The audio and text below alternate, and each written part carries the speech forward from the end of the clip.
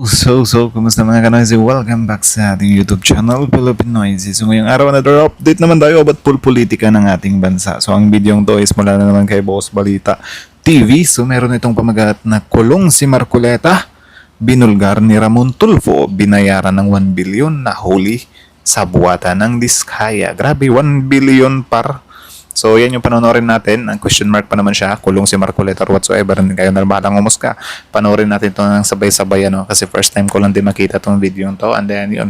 Bago natin simulan, Boss Balita TV, supportahan nyo yan. Tapos, syempre, kung trip nyo ng mga ganitong reaction video, may kasama kayo manood, huwag nyo na rin kalimutang supportahan yung YouTube channel natin, Philippine Noisy. So, mga kanoisy, hindi na natin ito patatagalin pa. Simulan na natin. Baka agawin pa ng China. Agad na pamagat ng video ito, kulong si Marcoleta, binulgar ni Ramon Tulfo, binayaran ng 1 billion na huli sa buwatan ng Diskaya. So, mamaya. Matunog kasi ngayon yan eh. Sabi po nila, kinakampihan ko raw ang mga Diskaya. Meron po kasing isang taong nagsabi, nag-intriga, nagpalabas ng kung anong klaseng intriga, na ako raw po, isa raw mambabatas, ang lumapit sa Diskaya, humihingi raw po ng 1 billion. Uy! Para po yatang nagkasundo sa 120 billion, a million na lang. Grabe! 1 billion pesos! Well, taong bayan, kayo na lang bahalang umusga. Diba? Meron akong opinion dyan, pero syempre mahirap naman. Lalabas tayo na nambibintang din tayo. Diba? Pero yung question lang naman dyan is, hindi siya question. Like, di mo rin talaga mapipigilan din, diba? Yung taong bayan, na yan yung isipin nila. Kasi kung makikita mo naman talaga sa investigasyon na to, diba? Is parang inaano mo nga naman talaga yung mga Diskaya. Diba? Alam niyo yung same ng way niya sa tuwing ganyanin yung mga Dutertes. Alam niyo yung ganyan na, ewan ko kung pagde-defend ba yung tawag dyan. Kaya na lang bahalang umusga. Diba? Kapatid po yata yun ng ating colleague, si Ben Tulfo. So ngayon po, ang dami nagsasabi na baka ako yun. Mr. Diskaya, meron bang pagkakataon ako nagpahaging sa'yo ng kahit ano pa? Saan ang galing yung binanggit ni Ben Tulfo na merong isang mambabatas? Your Honor, wala po akong idea, Your Honor, kung saan po nanggaling. Hindi po. Tsaka, of course, kung meron man, hindi aaminin yan. Alangan namang aminin yan. Diba? Kung wala, edi mabuti. Kung meron, asa ka pang aaminin yan. Sino bang aamin dyan harap-harapan? Ben Tulfo, Ramon Tulfo pala, sorry. Sobrang Ramon nakakagulat na balita. Tulfo. Grabe si Marcoleta kulong na. Binulgar ni Ramon Tulfo. Binayaran ng 1 bilyong piso. Nahuli kasabwat ng Diskaya sa flood control. Ayon sa nakalap nating impormasyon, hindi ko kinakampihan ang mga Diskaya. Buwelta ni Senador Rodante Marcoleta sa mga kapatid ni Senador Tulfo. Matapos di umanong ipakita ang offer na 1 bilyong piso ng Diskaya kapalit ng sabwatang siya ang mag-aabogado. Grabe si Marcoleta kulong na. Binulgar ni Ramon Tulfo. Binayaran ng 1 bilyong piso. Nahuli kasabwat ng Diskaya sa flood control. Tara panoorin natin. Senator Marcoleta, O, diba? O, sige. Ipagpalagay na lang natin. Diba? Ipagpalagay na lang natin. Or sige, sabihin na lang natin, what if? Diba? What if totoo na tumanggap nga ng billion? So, parang mapapaisip ka na lang. Kaya pala, ganyan na lang kung diba? Ganyan na lang kung umasta sa mga hearings. Yan talaga yung iisipin ng taong bayan. Tapos yun nga, yung sasabihin naman nila na intriga. Yung intriga naman kasi, di mo rin talaga maiwasan yung taong bayan na yun yung iisipin. Kasi bakit all of the sudden, ganyan na, di ba? Ganyan yung, nung review nga natin kahapon, grabe nga yun. Di ba? Like, singit ng singit talaga. Like, umabot na sa punto na parang hindi na talaga magpapapigil. Sumasabat pa. Diba? Pinapaliwanagan naman ng mabuti ni Senator Ping Lacson pero ayaw talagang makinig. Diba? Lumalabas, parang bastos ang labas. Diba? And I know for sure, if ever siya yung chairman that time, diba? Ganon din yung mararamdaman niya. Nagaganyan-ganyanin lang siya. Diba? So basta, kaya na lang bahalang umusga. Salamat, Mr. Chair. Hindi ko na po nakikita si Secretary Boying Rimulya, Mr. Chair. Meron po bang naiwan na USEC man lang ng Department of Justice? Anybody from the DOJ? Wala si PG, patuloy nga. Anyway, he will come back at 1:30 to between 1:30 and 2 p.m., Your Honor. Kasi kaya importante po ang aking itatanong sana sapagkat kaninang tinatanong ko siya, pinipilit niya yung opinion niya na kinakailangan talaga magsoli yung mga Diskaya para tanggapin niya yung aplikasyon. Wala naman po talaga sa batas yun.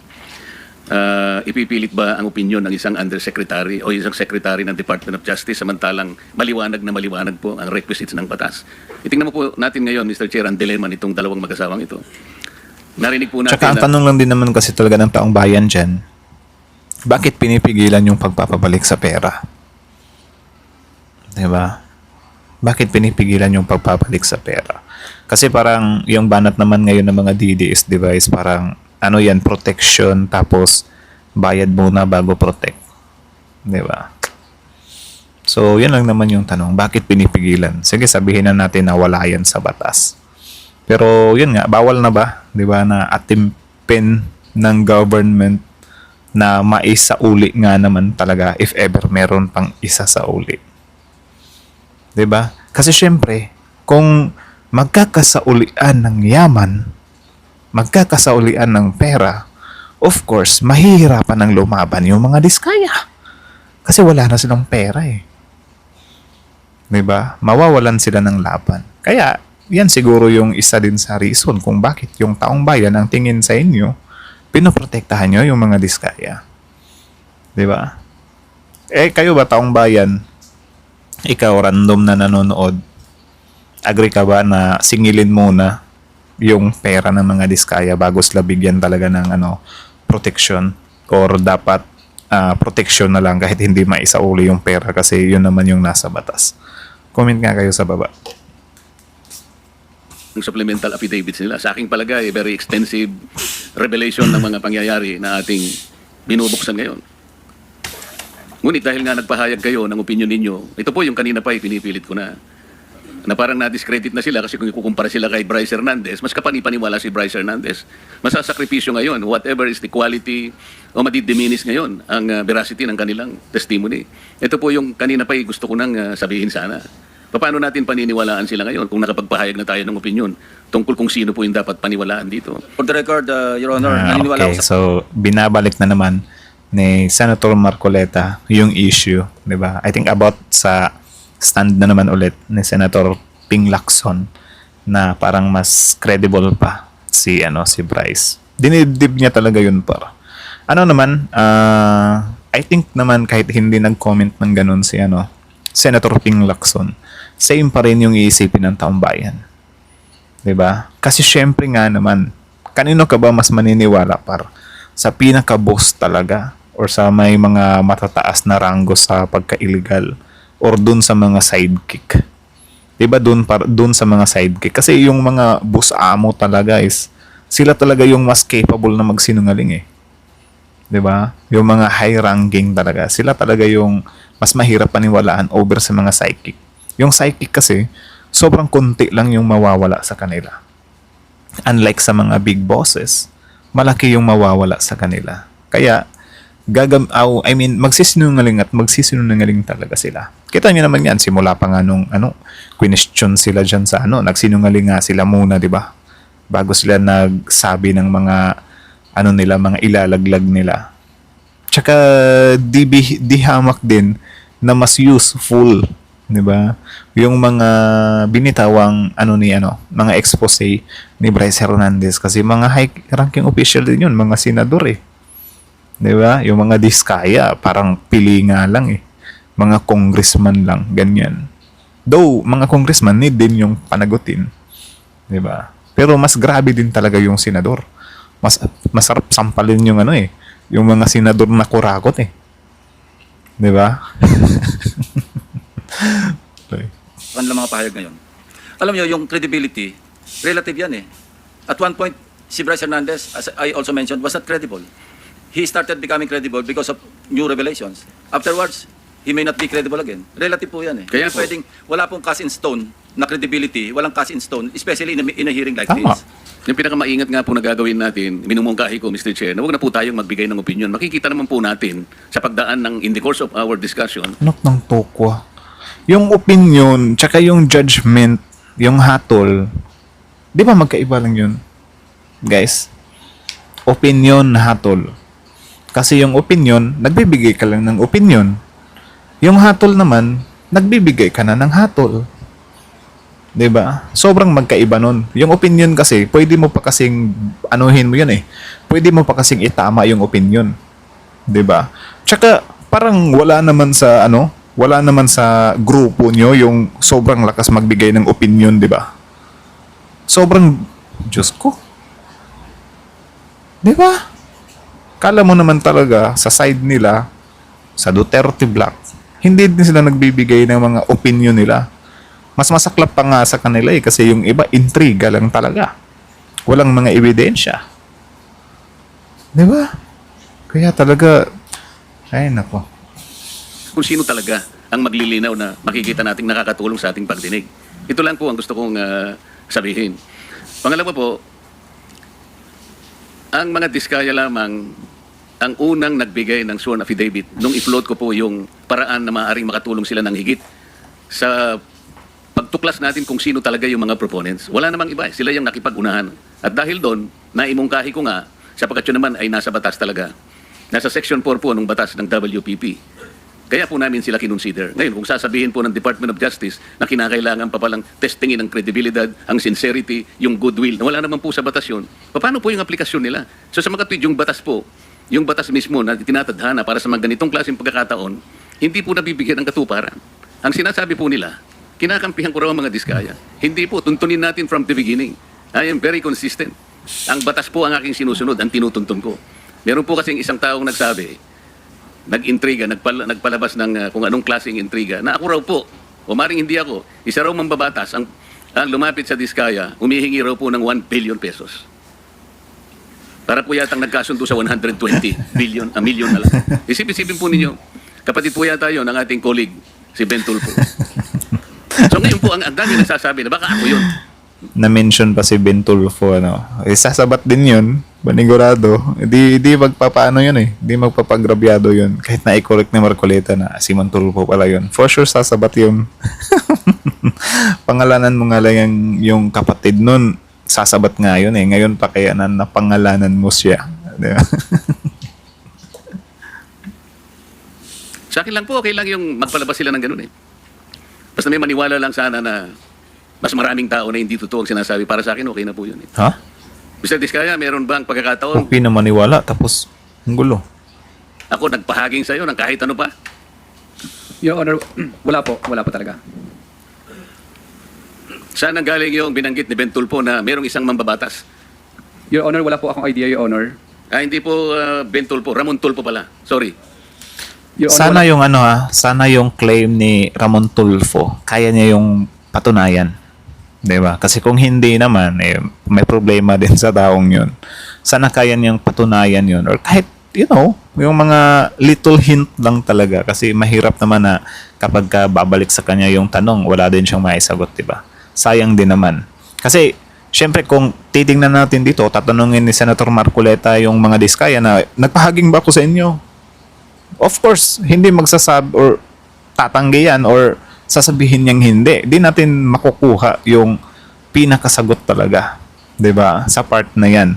Kasi kung wala talagang nangyari sa inyo na transaction, 'di ba? Wala talagang nangyari na kasunduan sa inyo, ang sagot is no. Tapos, kung meron namang nangyayari talaga na transaction sa inyo or ugnayan or deal, of course, ang isasagot din naman ng mga diskaya, no pa rin. So, paano namin makukuha yung 100% truth? 'Di ba? So, para makuha namin yan, dapat yung si Montulfo na yun, mabigyan niya kami ng ebidensya talaga. 'Di ba? Sayang kung si Ping Lacson yung nagsabi nun, parang mas maniwala pa tayo kasi si Ping Lacson naman, naglalabas naman talaga yan ng mga resibo. Sayang. Pero iniintay ko yun yung kay Montulfo. Akong idea, Your Honor, kung saan po nanggaling.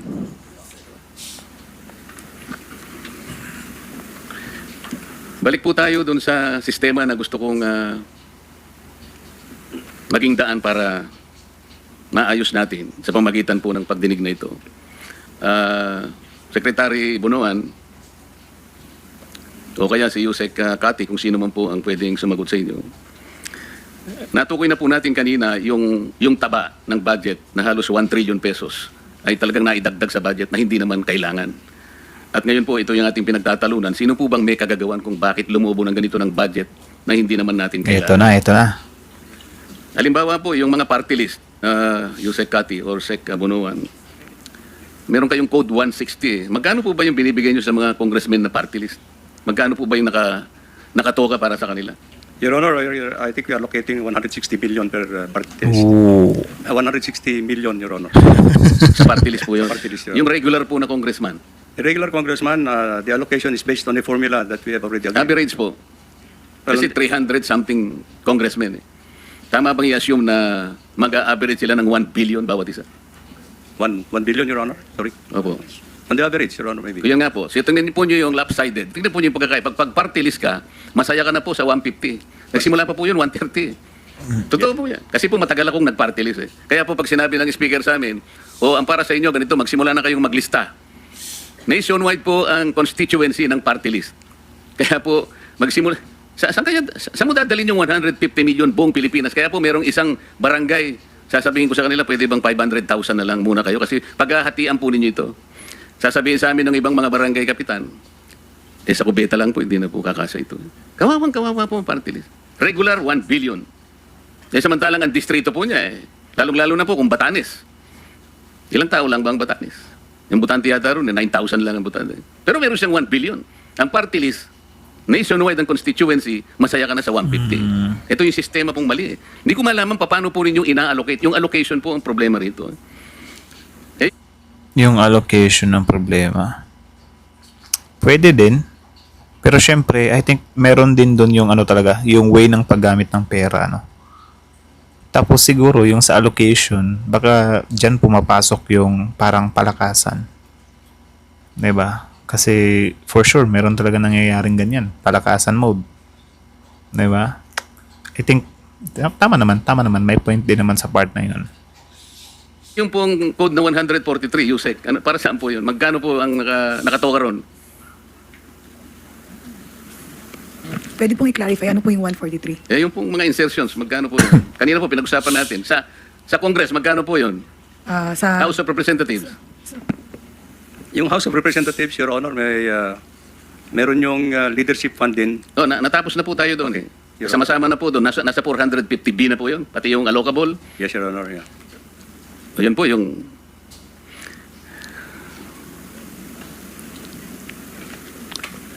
Mr. Bryce Hernandez, para naman hindi naman ako masiro, gusto rin kitang tanungin.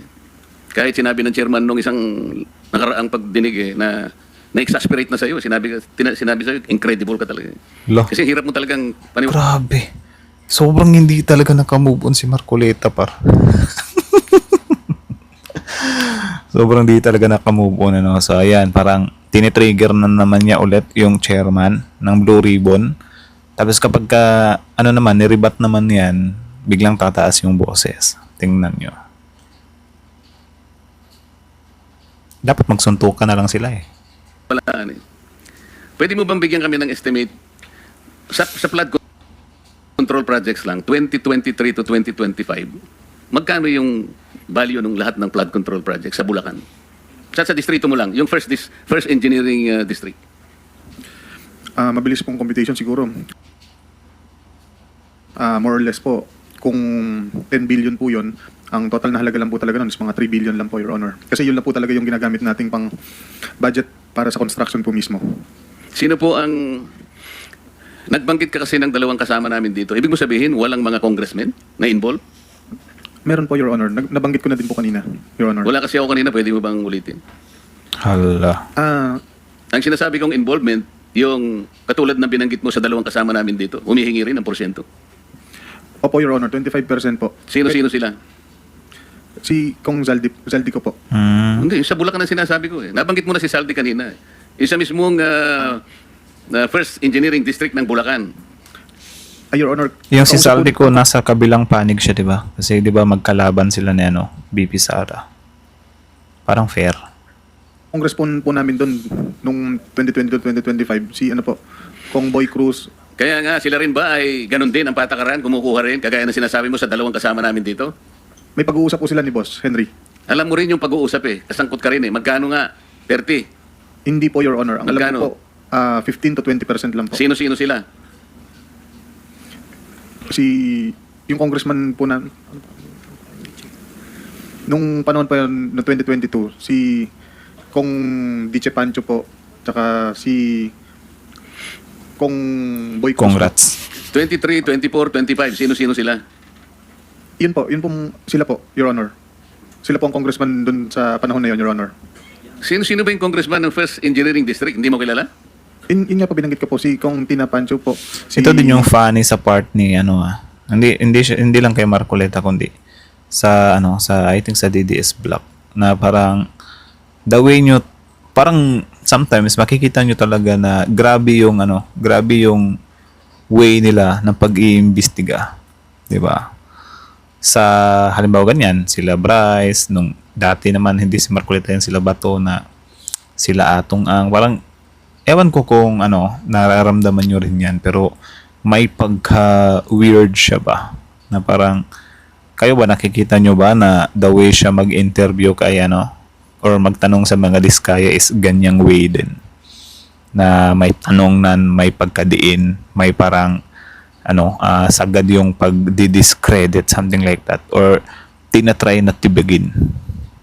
Kasi for me naman, yung mga ganitong witness, di naman sila hindi naman sila dapat talaga totally titibagin. Kasi nga nakikipag-deal nga tayo sa kanila, 'di ba? Why not after na lang na makuha natin yung yung mga gusto nating makuha, like mga pangalan. Then saka natin sila ganyan-ganyanin. Di yung kapag ginaganyan, parang nagiging ending diniscredit, parang nagdidiscreditan ba? Kasi yun nga siguro dahil nung sinabi ni Senator Ping Lacson na sobrang credible, ngayon parang papalabasin mo na hindi siya credible. So ano pang point? 'Di ba? I-witness din naman 'yan. 'Di ba? Masyado niya kasi dinibdib yung yung opinion ng chairman about dun sa mga diskaya. Hindi naman niya sinabi na hindi talaga credible yung mga diskaya. Parang sinabi lang naman ni na mas credible, 'di ba? Sa kanilang dalawa. So in short, credible pa rin silang dalawa. Mas may umaangat nga lang. Pinaliwanag pa nga ni Senator Ping Lacson, 'di ba, na hindi ko naman sinabi na 'di ba? Kasi si Bryce naman baka next time magiging hindi na siya credible. Nagiging super credible lang siya kasi sobrang bigat nga naman ng pinapangalanan niya. 'Di ba? So ewan ko, ba't kikwestiyonin pa Congressman lang naman talaga yung drinaf ng ng mga diskaya Kasi ako, hindi naman ako naniniwala na walang senador na kinalaman about sa mga diskaya sa iyaman nilang yan. Kong Boy Cruz po, saka si Kong Danny Domingo po. Sila po. Silang tatlo lang Sila lang po ang congressman po namin. ng 1st Engineering District. Yes po, Your Honor. So sila 15 to 20, paano yun? Opo, parang ganun po, nasa 15% po to 20%. Grabe, no? Pero yung doon po pumapasok din yung nabanggit po ni ni Congressman Toby Chanco na meron pong yung mga bumababa po sa lugar nila na wala silang idea, basta bumababa na lang po. Doon po yung meron pong parking. So si Congressman Saldico, ilan naman ang sa kanya? Nasa 25% po, Your Honor. Grabe. 25% ng how much? Kung magbaba po siya Kanina sabi mo 3 billion, di ba? Opo, kung magbaba po siya ng 1 billion, that's 250 million po, Your Honor. Sinabi mo na kanina, yung total sa 1st Engineering District, 2 billion pesos. 3 billion pesos kamo. Example lang po yun, Your Honor, na yun lang po yung magagastos sa actual construction po, Your Honor. For example, na 10 billion po. Pero ang magagastos, Ang magagastos lang po talaga sa actual na pagpapagawa ng proyekto is kung 10 billion po yung budget, nasa 3 billion lang po. Grabe, hindi no? matitira 7 billion. Yun po doon po pumapasok yung mga iba-ibang gastos, Your Honor. Kasama na po yung proponent. O, ilan nga yung gastos para sa proponent? Yun ang malaki. Opo, Your Honor. Ilan sa Grabe, 7? sobrang konti lang, no? Grabe, 3 billion from 10 billion nagiging 3 billion na lang. Di man lang umabot ng hindi, mga 30% nga siya. Pero grabe. Bakit kaya ganyan sila, no? Kawawang Pilipinas. billion ang para sa proponents. Yun po, 25 to 30% po. Magkano nga yun? 2.5 to 3 billion po, Your Honor. 2.5 to 3 billion? Yes po, Your Honor. Opo. Of 7 billion. Hindi po. To 25 to 30% of 7 billion. Kaya nga 3.5, 2.5 to 3.5. Your Honor, hindi po kasi, ano po, ang titingnan po kung magkano po yung ibinabang budget sa appropriation, for example po 10 billion, kukunin po dun sa 10 billion yung 30% po. So that's 3 billion po, yun po yung proponent po. Sa buo. Opo, Your Honor. So yung proponents, 3 billion. Opo, in short, 30% po, kung magkano po yung ibababa. Hindi tayo nagkakaintindihan. Gusto ko kasing makwenta ilan lahat ang napunta sa mga proponents na sinasabi mo. Sabi mo merong congressman, tapos sinama mo si Saldico, tapos meron ka sinabi ritong dalawa sa amin. Ilan ba yon sa kwenta mo? Your Honor, ang congressman po na regular namin, iba po sa party list. Magkakaiba po sila, hindi po sila pare-parehas. Kaya ng nga, gastos. ilagay mo na lang kamo. Sinabi mo nga 15 to 20% eh. O ilan sila? 3, 4, 5? Ilan ba? Bali, regular na congressman po namin 3. Tapos may mga iba, marami pong nagpapababa ng pondo sa amin, Your Honor. Iba-iba po. Hindi lang po senador at party list. Kaya nga gusto ko lang bigyan mo kami ng Grabe. idea magkano talaga between 2023 to 25, sinabi ko na sa'yo, ang napunta sa mga proponents lang. Para magkaroon kami ng idea kung magkano ang nawawala. Your Honor, wala po akong exact figure kasi kung magkano po ang napuntang bobang budget 2022 to 2025. Kaya po nagbibigay po ako ng example na kung ang bumaba po doon is 10 billion, 30% po approximately ang napupunta sa proponent po. Dapat meron din siyang siguro sa susunod na mga hearing, ito si Bryce, meron talaga siyang exact na computation para naman maiganyan niya kay di ba? Kay Senator Marcoleta. Para matahimik na, ganun. Kasi nga talaga, masisingitan nga talaga siya sa part na yan. 'Di ba? Kasi kahit tayo naman, wala talaga tayong naiintindihan na parang impromptu lang na titingnan natin, wala talaga siyang visual or walang presentation, ganun. So, sobrang hirap din talaga. Naiintindihan ko yun eh. Kaya nga, kwentahin natin magkano nga lahat ang napunta sa proponents using your own example. 3 billion po, Your Honor. Lahat na? Yes po. Lahat na? Approximately, Your Honor, ganun po. Paano natin ngayon kukwentahin yon? Kasi, alam mo, narinig ko si Chairman sa isang privilege speech niya, 2023 to 2025, yung pinanalo nyo sa nilustay yung pera sa casino, 2.1 billion yata. Okay? Si Boss Henry po. Hindi, bali sa privilege speech ni Chairman, 2.1 billion na yung inyong pinatalo. Okay. Ngayon, sa proponent sabi mong ganyan, 3 billion. Opo, for example lang po yan. Saan yung... Ayan na, hanggang dito na lang, putulid na lang muna natin para naiinis ako kay Marcoleta. Ewan ko kung para sa inyo napipil nyo rin na pinipilit Pero, yun nga, halata naman, paulit-ulit ng sinabi ni Bryce na example nga lang yung computation na yun. 'Di ba? Kasi tama nga naman kung gusto mo ng easy way to compute, magbe-base ka talaga ng 10 billion, parang isarado mo ng 10 billion, parang mabilis mo namang makuha yung 30%. Parang ganun, pero parang biglang siningit ni Marcoleta dito na 2.1 billion yung pinantalo niyo, 'di ba? Tapos 3 billion, paano yun? Siguro may talaga, medyo questionable talaga yun, pero ewan ko kung saan sila dapat magpang-abot sa usaping yun kasi parang hindi talaga sila nagkakaintindihan. Siguro naman, what if yung 2.1 billion na yun, yung dinala lang talaga nila is 500 million. Tapos nanalo sila. Tapos nang nanalo sila, naitalo nila ulit. 'Di ba? Nanalo sila ng 2 billion. Tapos natalo sila ng 2.5 billion after that. 'Di ba? Baka ganun yung nangyari. Di natin alam. Kaya hindi siya nagpa-file or whatsoever. 'Di ba? Siguro yun yung explanation. Or ewan ko. So about naman dun sa 1 billion naman, na balik tayo dun, yung intriga ni Montulfo, kasi syempre, tatawagin nating intriga yan, walang ebidensya eh. Pero mas maganda sana kung meron, di ba? Para kahit papano, is medyo maano naman tayo na, kaya pala, di ba? And ito lang yung isa par sa baka soon masagot na yung tanong ng karamihan kung bakit nga ba ganyan ka G si Senator Marcoleta about sa Diskaya issues So sana lang soon walang lumabas na statements na kesyo may mga senador na kasama nila, or ewan ko kung sanggang dikit ba nila sanggang dikit ba sa Duterte Block yung dalawang senador na napangalanan, Villanueva at saka Jinggoy.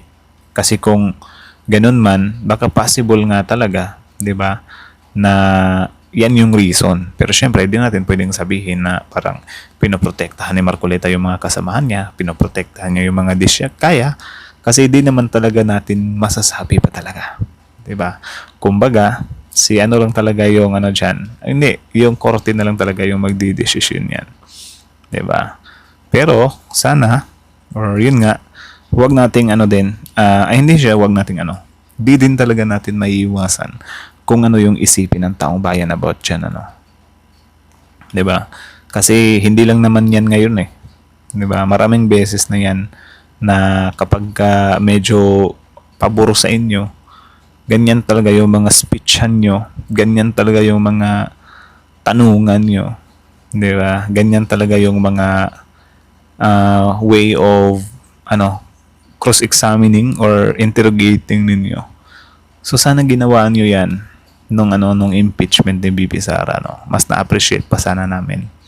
Like mga ganyan tanungan lang, mga simple lang. O sige BP Sara, since sinabi mo na hindi mo talaga nilustay yung 125 million, explain mo nga to. Bakit may mga piatos dito? 'Di ba? Dapat meron sanang nangyaring ganun. Pero wala 'Di ba?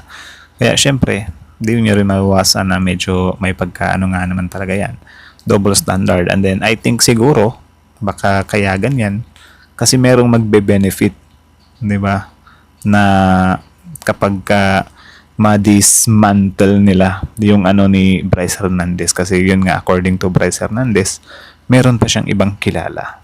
'Di ba? Meron pa siyang ma-expose pero hindi pa sa ngayon. Kasi siguro nangongolekta pa lang siya ng mga ebidensya, Pero if ever man, 'di ba, na dumating na yung araw na yun at malaman namin, 'di ba, na involved pala yung mga kasamahan ninyo, ibang mga senador, kasi sa pagkakaalam ko si yung Mark Villarata yon, parang medyo na-mention na din siya, 'di ba, sa social media. So kapag kaganyan talaga, tumabas na naman yan, kasi si Budots, 'di ba, si Budots parang medyo may pagka-DDS din yon. So in short, parang pala yan, parang exposean ng mga DDS senators, or I don't know, kayo na lang bahalang humusga, Saka lang talaga natin malalaman yan soon kapag lumabas na talaga yung katotohanan. Malalaman natin kung talaga yung tunay na motibo ni Senator Marcoleta sa part na yan. Pero sa ngayon, di pa natin masasabi talaga totally. Kaya na lang din bahalang humusga. So, I think hanggang dito na lang muna. So, kayo na masasabi nyo dito. Comment down below. Tapos yun, pag-usapan natin yan sa comment section. So, again, ang video to is mula kay Boss Balita TV. So, supportahan nyo yan. Original video link in the description box below. Tapos, courtesy na rin sa Senate to the Philippines. Tapos, syempre, Filipino IC. Like, comment, share, subscribe. Filipino IC is out.